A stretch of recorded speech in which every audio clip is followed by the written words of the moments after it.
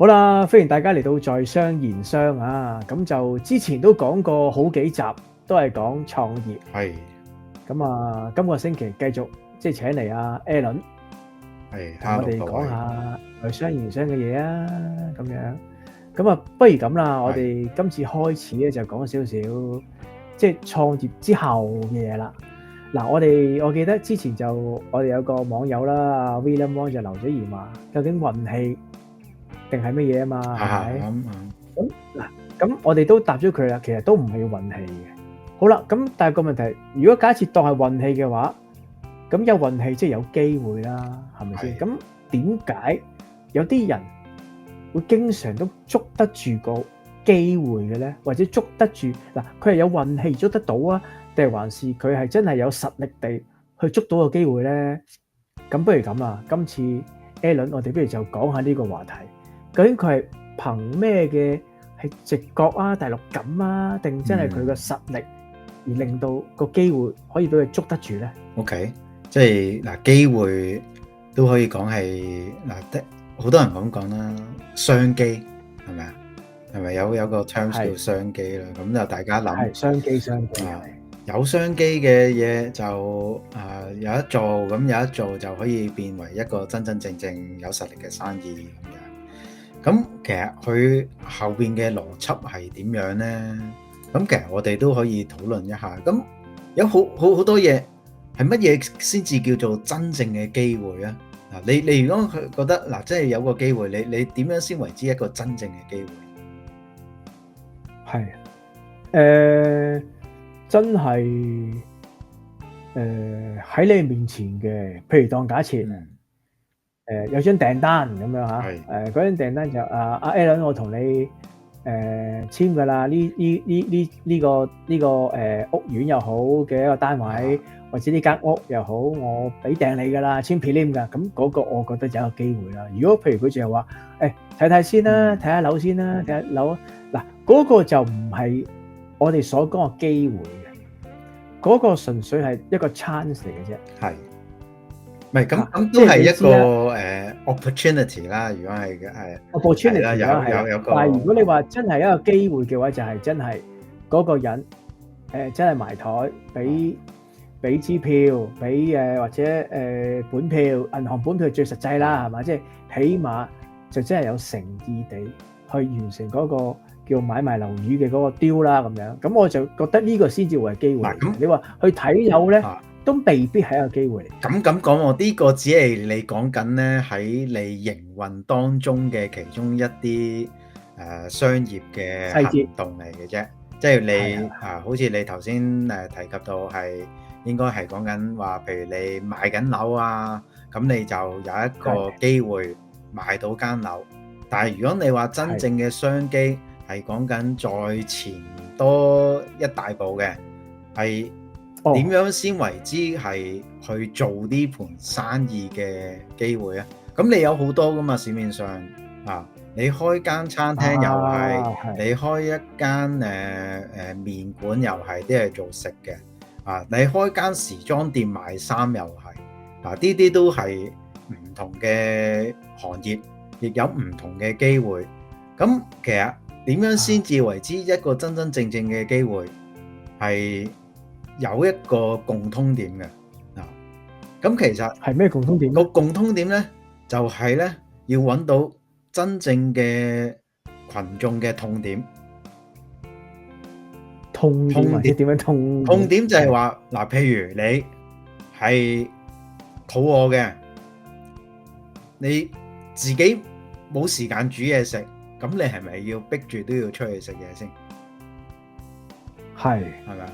咁你逼住出去食嘢，咁其實嗰一點就係咁飲食就係呢一個針對住呢個喺邊度啲人係成日都冇時間煮嘢食嘅，咁你喺嗰度開個餐廳，咁你係咪有個商機喺入邊咧？或者會唔會咁講咧？嗰個係佢嘅 lead 嚟嘅，或者一個 lead，即係話佢真係。衣食住行咁樣嗱，即係着就一定要着㗎嘛，係咪先？係食一定要食㗎嘛，住一定要住㗎嘛，行即係坐車都一定要行噶嘛。即係除非你話即係搭11號嘅啫，即係行路嘅啫，即係唔係嗰個行啊嘛。但係係嘛？即係你坐巴士又好，坐火車又好，坐地鐵又好，坐 Uber 都好，係嘛？咁即係嗰個都係需要嚟嘅。係啊，會唔會係咁樣去從呢啲方向？但係就要識得分啦。我哋咧就要點樣分咧？一個係真正嘅痛點，同埋一個市場上面嘅潮流。因為你做潮流嘅嘢咧，通常都係過渡性嘅啫。一陣風做完之後就冇噶啦，咁你之後就要再揾個另外一樣嘢去搞噶啦。你令我諗起一樣嘢啊，係點啊？點啊？有一段時間，唔知你有冇印象啦？大概10年、20年前啦，香港好興啊嗰陣時。OK， 譬如嗰排興 cheesecake 有冇聽過？cheesecake 芝士蛋糕，成行成市嘅。你喺灣仔銅鑼灣咧，隔兩條街咧，又有一間 cheesecake 噶啦。隔兩條街又有一間 cheesecake 噶，唔知有冇印象？即係其實好多呢啲嘢嘅，即係一係咧就唔做，一做咧就大家成行成市嘅，一窩蜂咁樣去做。一窩蜂嘅係啦，即係你食到嗰個頭啖湯嘅，我哋叫頭啖湯嘛。食到個頭啖湯咧，你就可能叫做揾到嗰一筆錢啦。之後你再行入去嗰個即係個生意裏邊嘅話，你未必可以再 sustain 到，或者未必會成功，因為點解咧？嗰個潮流過咗，你而家大家都唔係點樣再講 cheesecake 㗎啦，係嘛？其實嗰個年代咧，嗰陣時咧，哇，個個都走去可能。就算食完個午餐都好，都買個 cheesecake 當甜品啦咁噶嘛，唔知你有冇印象呢樣嘢？我就冇印象，因為嗰年代可能我唔喺香港咁樣就。係冇錯，我喺香港就特別清楚嘅。咁但係咁樣幾耐啊？嗰個時段歷時咗幾？好快嘅，1年半載嘅咋，1年半載就跟住嗰個即係風氣咧，嗰個氣氛就冇咗話食 cheesecake 嗰樣嘢㗎啦。咁嗰啲鋪變咗做乜嘢啊？變咗咪好多時候嗱，以前就排晒長龍噶嘛，咁可能佢因為始終你租個鋪可能都要3年5年嘅租約噶嘛，咁佢捱咯。另外嗰年幾2年咪捱咗，佢捱過咗咪跟住可能到後尾啦就做咩咧？咪自由行嘅，自由行咪搞藥房咯。係啦，嗱，所以即係08、09年打後咪變藥房。所以就係話啦，即係頭先我哋討論嗰2點咧，就係咧嗱，呢啲就係市場嘅潮流啦。同埋你對一啲真正嘅痛點，你如果真正嘅痛點咧，你就唔會跟住個潮流行嘅，你係就會係永遠都可以繼續做嗰樣嘢嘅。即係譬如你喺一個好忙嘅區份入邊做午餐嘅，你明知道上邊有成10幾20間公司，啲打工仔全部都忙到趴晒喺度嘅，係冇時間煮嘢食，冇時間連個叮個飯都冇時間嘅。咁你樓下去做午餐嘅，你係咪會解決到好多人嘅問題咧？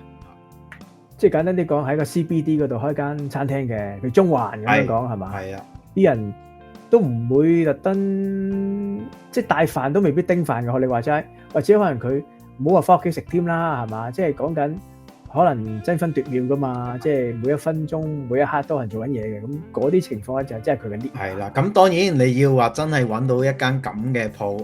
一個咁嘅地段，咁呢個就係好似之前我哋有講啦，係咪你好運你先揾到啊？咁樣咁呢啲就真係可能真係要靠運啊！係呢個就即係你要捉到嗰個鹿啊，咁你就脫到角啦。所以其實咧就變咗真真正正嘅機會咧，就係你要留意下呢一類咁嘅嘢咯。即係其實唔同行業都會有嘅唔一定係講食嘅，咁你唔同行業都有唔同嘅群眾，有唔同群眾嘅需求，佢哋最痛嗰樣嘢，即係話譬如話你講車嘅行業最痛係乜嘢？喂，車胎，我邊部車我都要車胎，係咪啊？咁就對比翻啦，你覺得做車嗰個公司係揾到啊，定係做輪胎嘅公司揾到啊？唔係咁，但係個問題係咁，點樣去揾到嗰個機會咧？點樣見得到個機會咧？嗱，譬如假設咁講，早排唔係好興嘅，英國好多人咧就買個 franchise，就叫做所謂嘅 business 啊，係咪 business visa 啊？